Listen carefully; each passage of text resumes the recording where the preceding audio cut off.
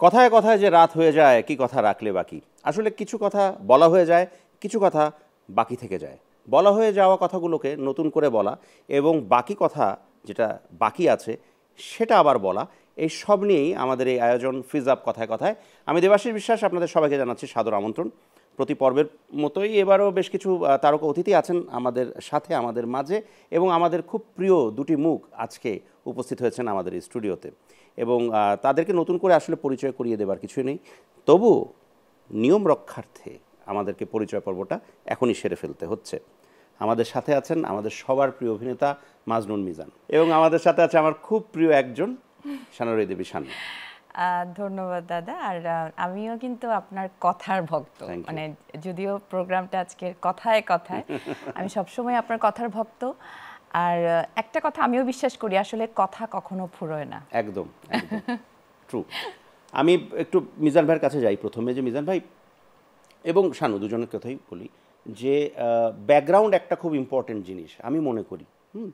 সেটা গ্রোন আপের জায়গার থেকে হোক, শিক্ষার জায়গার থেকে হোক, কিংবা আমাদের কর্মস্থলের জায়গার থেকে হোক। মিজান ভাই আপনার কথা যদি বলি, মঞ্চ হচ্ছে আপনার ব্যাকগ্রাউন্ড। আপনি প্রচুর কাজ করেছেন মঞ্চে, এবং মঞ্চে কাজ করে করে সিদ্ধহস্ত হয়ে আপনি অভিনেতা হয়েছেন, একদম যে হয় না যে খাঁটি সোনা হয়, ওরকম একটা ব্যাপার। শানু, তুমিও এমন একটা জায়গার থেকে, এমন একটা বিরাট প্ল্যাটফর্ম থেকে এসছো যেখানে শেখার অনেক কিছু ছিল।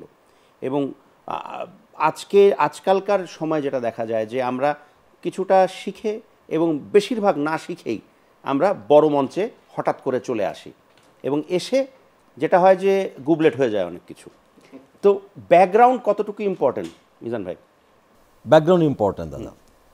কেন ইম্পর্টেন্ট এটা আমার বিশ্বাস, আমার সাথে অনেকেই একমত নাও হতে পারে। পৃথিবীর উন্নত দেশে এবং ম্যাক্সিমাম শিক্ষিত দেশে দেখবেন আপনি প্রাইমারি এডুকেশনের খুব ইম্পর্টেন্সই দেয়। একটা প্রাইমারি শিক্ষকের বেতন বেশি, সবচেয়ে ভালো স্টুডেন্টরা প্রাইমারি স্কুলে শিক্ষকতা করে। কেন? বিকজ ওটা বেজ।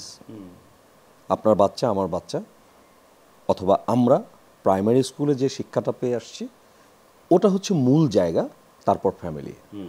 সো ব্যাকগ্রাউন্ড খুব ইম্পর্টেন্ট। এবং যদি আমি এই ক্ষেত্রে বলি, যে ক্ষেত্রটিতে আমরা বিচরণ করছি বহুকাল, সেই ক্ষেত্রে ব্যাকগ্রাউন্ড কতটুকু ইম্পর্টেন্ট? অবশ্যই ইম্পর্টেন্ট, ভীষণ ইম্পর্টেন্ট। কিন্তু আপনি দেখবেন উদাহরণ আছে অনেক, যে এই ব্যাকগ্রাউন্ডে কাজ না করেও অনেকে ভালো করছে, হতে পারে। কিন্তু এটা কি এভাবে আমরা বলতে পারি না যে exception is not an example? হ্যাঁ, বলতে পারি, এভাবে বলতে পারি, এটা প্রয়োজন, আমি যতদূর বুঝি বলতে পারি। কিন্তু আমার কাছে যেটা মনে হয় যে আমাকে অনেক অনুষ্ঠানে অনেকেই প্রশ্ন করে যে থিয়েটারটা খুব জরুরি কিনা অভিনেতা অথবা অভিনেত্রী হওয়ার জন্য। আমি বলি যে থিয়েটারটা জরুরি, কিন্তু থিয়েটার না করেও অনেকে ভালো অভিনয় করছে, এটা প্রমাণ আছে। থিয়েটার কেন জরুরি? থিয়েটার শুধু আসলে অভিনয় শেখায় না, থিয়েটার একজন ভালো মানুষ তৈরি করে। খুব সঠিক, খুব সঠিক। তো এই যে একজন ভালো মানুষ হয়ে ওঠা, এবং থিয়েটারে তো অনেকগুলি মানুষের সংমিশ্রণ হয়, লেনদেন হয় প্রত্যেকের সঙ্গে, প্রত্যেকের 30 জন থেকে 50 জন মানুষ থাকে একটা থিয়েটারে। তো 50 রকমের লেনদেন হয়, দীর্ঘ সময় তারা একসঙ্গে থাকে, একটা প্রোডাকশনে থাকে। এই জায়গাটা পরিণত করে ফেলে একটা মানুষকে, তারপর তার ড্রাইভ করতে সুবিধা হয়, সেটা চরিত্রায়নে অথবা কাজে। কেউ হয়তো একজন লাইট ডিজাইন করছে, কেউ হয়তো একজন ডিরেকশন করছে, কেউ হয়তো ক্যামেরা চালাচ্ছে, সবাই তো অভিনয় করে না।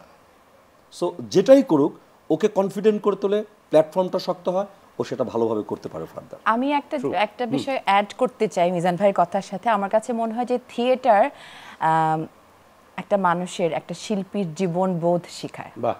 খুব মানে গোড়ার যে বোধের জায়গাটা খুব শক্তভাবে তৈরি করে দেয়, শক্তপোক্ত করে দেয়। শক্তপোক্ত। তো প্ল্যাটফর্মের কথা মিজান ভাই বললেন, যেটা আমি ওই প্ল্যাটফর্মের অ্যাঙ্গেল থেকে এবার তোমার কাছে আসি। ব্যাকগ্রাউন্ডের কথাটাও আমি বলতে চাই যে আমার কাছে মনে হয় যে একজন শিল্পীর বেড়ে ওঠার ক্ষেত্রে একদম শুরু থেকে আসলে পরিবারটাও অনেক, আমি ওটা প্রথমে বলেছি, হ্যাঁ, খুবই জরুরি। এর কারণ হচ্ছে পরিবার যদি একদম শুরু থেকে, শৈশব থেকে যদি লোকেট করতে না পারে যে এই শিশুটির মধ্যে যে মেধাটা আছে, তাকে আসলে আরো বেশি মানে শানিত করার জন্য আসলে সহযোগিতা, ক্ষেত্র তৈরি করে দেওয়া উচিত।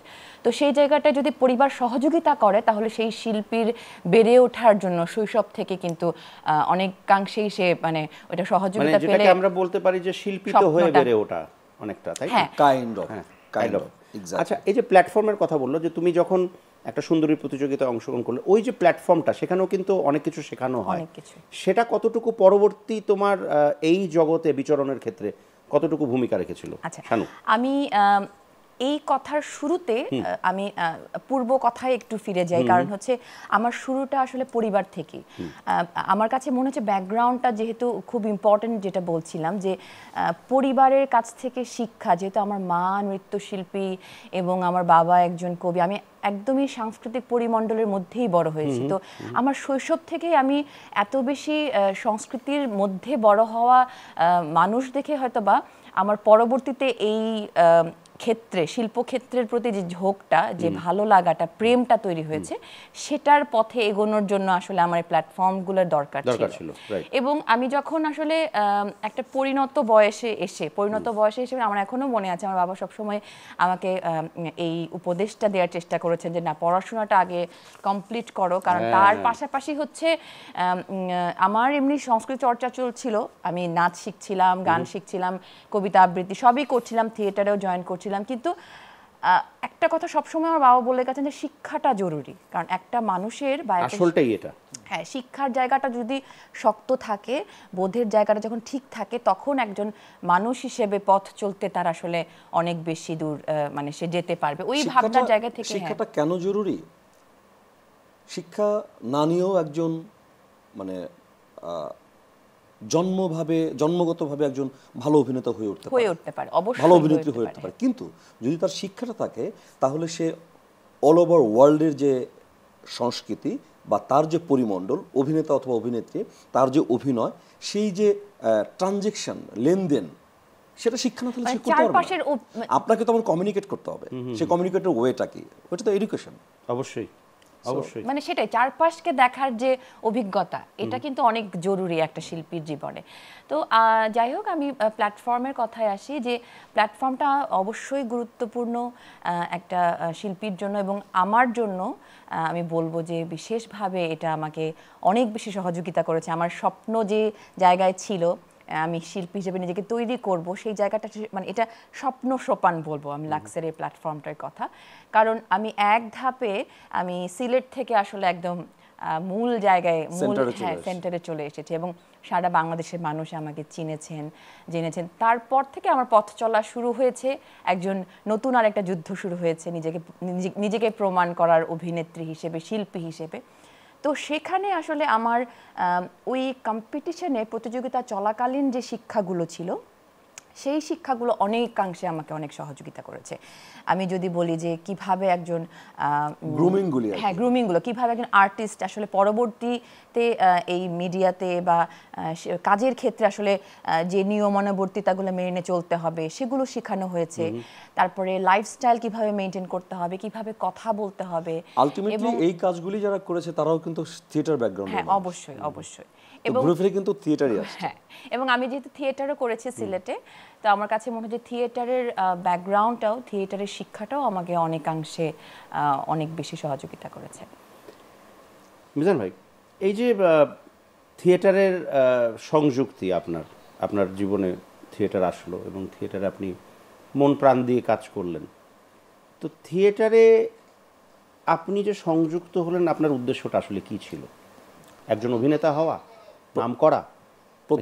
প্রথমে একটু কারেকশন করি, থিয়েটার আসলে আমার কাছে আসেনি, আমি থিয়েটারকে আমার কাছে এনেছি। আচ্ছা, এটা হচ্ছে মূল জায়গা। আনলেন কেন? আনলেন আমি আনতে চেয়েছি, আমি অভিনেতা হতে চেয়েছি। এক্স্যাক্টলি, সেটাই জানতে চাই। অভিনেতা হতে হলে আমি প্রথমে গোলটা ঠিক করেছি, আমি অভিনেতা হব। আচ্ছা, অভিনেতা হওয়ার জন্য কি করতে হবে, যা যা করতে হবে তাইতে আমি করবার চেষ্টা করেছি, আমার ক্ষমতার মধ্যে, সাধ্যের মধ্যে। আমি স্কেটিং করার চেষ্টা করেছি, আমি ঘোড়া চালানোর চেষ্টা করেছি, আমি সাইকেল চালানোর চেষ্টা করেছি, আমি হুন্ডা চালানোর চেষ্টা করেছি, আমি গাড়ি চালানোর চেষ্টা করেছি, আমি সাঁতার কাটতে চেষ্টা করেছি। মানে কি কি করতে হয় অভিনেতা, যেখানে যতটুকু শুনেছি তার একটা পার্ট থিয়েটার। আমি এই থিয়েটারে, ঢাকা থিয়েটার করেছি। আমি ঢাকা থিয়েটারে আমার জয়েন করার জন্য আমি প্রথম যখন এসে আবেদন করি যে আমি ঢাকা থিয়েটার করতে চাই, নাগরিক থিয়েটার প্রথমে আমি দেখি, ঢাকা থিয়েটার দেখে ৭১-এর পালা, নাসিরুদ্দিন ইউসুফ বাচ্চুর লেখা এবং তার ডিরেকশন, আমার বস, আমার গুরু যে, ওটা দেখার পর যে থিয়েটার এরকম হতে পারে, ও মাই গড, আমি এই থিয়েটারটাই করব। তো আমি আসলাম, আমার আকাঙ্ক্ষার কথা ব্যক্ত করলাম। ওখানে কামাল বায়েজিৎ ছিলেন দায়িত্বে। কামাল ভাই আমাকে বললেন যে তোমার একটা অ্যাসাইনমেন্ট আছে। কি অ্যাসাইনমেন্ট? 1 মাসের মধ্যে ঢাকা থিয়েটারের প্রত্যেকটা মেম্বারের নাম মুখস্থ করে তুমি যদি বলতে পারো তাহলে তোমাকে আমরা দেখব। তো সে ভেবেছে এরকম একটা মানে আনপ্রেডিক্টেবল কন্ডিশন দিয়ে দেবো, পালায় চলে যাবে। মুখস্থ করে ফেলেছি। আমি 1 মাস পর ওনার দেওয়া কন্ডিশন ফিল আপ করে তারপর উনি ভেবেছে হয়তো যে ওকে এই পাগলকে দিয়ে সম্ভব।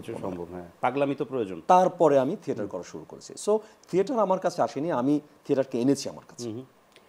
শানু, যখন প্রতিযোগিতার চূড়ান্ত সময় যখন ডিক্লেয়ারেশনটা আসলো এবং পরবর্তীতে তুমি যেটা বললে এটা সত্যি কথা যে লাইফ চেঞ্জ হয়ে যায়, ধাপে ধাপে না গিয়ে অনেক ধাপ এগিয়ে যাওয়া হয় অনেকটা সময়, এক ধাপে অনেক ধাপে এগোনো। এক্স্যাক্টলি। তো সেই জায়গার থেকে তখনকার সময়ে যখন অনেকগুলো ধাপ এগিয়ে গেলে তখন যে স্বপ্নটা আরেকটা স্বপ্ন দেখা শুরু করলে যে আমি এই পর্যায়ে এসেছি, আমি এই পর্যায়ে যাব, সেই সময় থেকে এখন এই অবস্থায় শানু নিজেকে আসলে কতটুকু সেই স্বপ্নের কাছাকাছি যেতে পেরেছে? আমার শুরু থেকেই আমি বলবো যে আমি আসলে সবসময় তারকা হতে চাইনি। মানে তারকা বলতে তারকা জীবন একটা অন্য একটা অধ্যায়। কারণ যারা তারকা তারা আসলে সাধারণ মানুষের কাছাকাছি আসতে পারেন না, বা সাধারণ মানুষের তাদের জীবন নিয়ে বা তাদেরকে নিয়ে অনেক ধরনের একটা ফ্যাসিনেশন কাজ করে। কিন্তু আমি সবসময় একটা শিল্পী হতে চেয়েছি। সেই ভাবনা থেকে যখন আমি প্ল্যাটফর্মটির কারণে যখন আমি এই স্বপ্নটা যখন একদম হাতের মুঠোয় পেয়ে গেলাম, তখন আমার শুরুর দিকে একটু কষ্ট হচ্ছিল বলতে এক ধরনের একটা ইমেজ যেহেতু তৈরি হয়ে যাচ্ছিল যে না, লাক্স চ্যানেলের সুপারস্টার তারকা, তো এই খেতাবটা বা এই ইমেজটা ধারণ করতে আমার একটু প্রথম দিকে একটু সময় লাগছিল। কারণ আমি একটা সাধারণ একটা মেয়ে, আমি একটা সাধারণ মানুষ, আমি একজন সাধারণ শিল্পী। তো এই খ্যাতির বিড়ম্বনা বলবো না, কিন্তু আমি এটাকে উপভোগ করেছি, কিন্তু এই উপভোগ্য জীবনটাকে আমি আবার কঠিন করে তুলতে চাইনি, সাধারণ করে রাখতে চেয়েছি শুরু থেকেই। সেই কারণে আমি ব্যক্তিগতভাবে বলবো যে আমি যে জায়গাটায় আসলে সবসময় স্বপ্ন দেখতে চেয়েছি যে ভালো ভালো কাজ করব, ভালো ভালো চরিত্রে অভিনয় করব, সেই আকাঙ্ক্ষার জায়গাটা, সেই স্পৃহার জায়গাটা আমার আছে এখনো। কিন্তু আমি আমার তারকা জীবনের জায়গায় আমি আমার সাদামাটা জীবন বা সাধারণ মানুষ হিসেবে, শিল্পী হিসেবে যে জায়গাটা বিলং করা দরকার, সেই চেষ্টাটা আমি এখনো চালিয়ে যাচ্ছি। ফ্যান্টাস্টিক। যেটা ও বললো আমি ওটার সাথে একটু মিলিয়ে বলি যে অভিনেতা বা অভিনেত্রী হওয়া বা অভিনেতাই হওয়া ইনফ্যাক্ট, তো সেটা ইজ মোর ইম্পর্ট্যান্ট। হ্যাঁ, তো কিন্তু আজকালকার সময়ে যারা চ্যানেল কর্তৃপক্ষ থেকে শুরু করে যারা স্পন্সরের জায়গা থেকে যারা টাকা ঢালছেন বা ঢালবেন, হ্যাঁ, হোল সার্কেল তারা তারকার পিছনে তথাকথিত তারকার পিছনে ছুটছেন। তো কিন্তু আমি যেটা সবসময় মনে করি যে একটা সেটা নাটক হতে পারে, টেলিফিল্ম হতে পারে, ওয়েব ফিল্ম, আমাদের ফিল্ম যেটাই বলি না কেন, সেখানে যদি চরিত্রাভিনেতা বা চরিত্রাভিনেত্রী এরা না থাকেন, এই পিলারগুলো না থাকে, তাহলে এটা কখনোই স্বয়ংসম্পূর্ণ হয় না। মিজান ভাই একটু বলুন। আমি আপনাকে একটা এক্সাম্পল বলি। আমরা শপিং করতে যাই, আমরা শপিংয়ের ক্যাশ কাউন্টারের সামনের যে আলো ঝকমকে সুন্দর সাজানো যে জিনিসপত্রগুলি দেখতে পাই, আমরা একটা পোশাকের দোকানই দেখি। তো এই পোশাকের দোকানের যে সৌন্দর্য, এই সৌন্দর্যটা ডিপেন্ড করে হচ্ছে ক্যাশ কাউন্টারের পেছনে যে ডার্ক আছে, সেখানে যে মূল জায়গাটা হয়, এই বিজনেস পলিসিটা, এই প্রেজেন্টেশনটা, এই কালেক্ট করাটা, এটা হচ্ছে মূল জায়গা।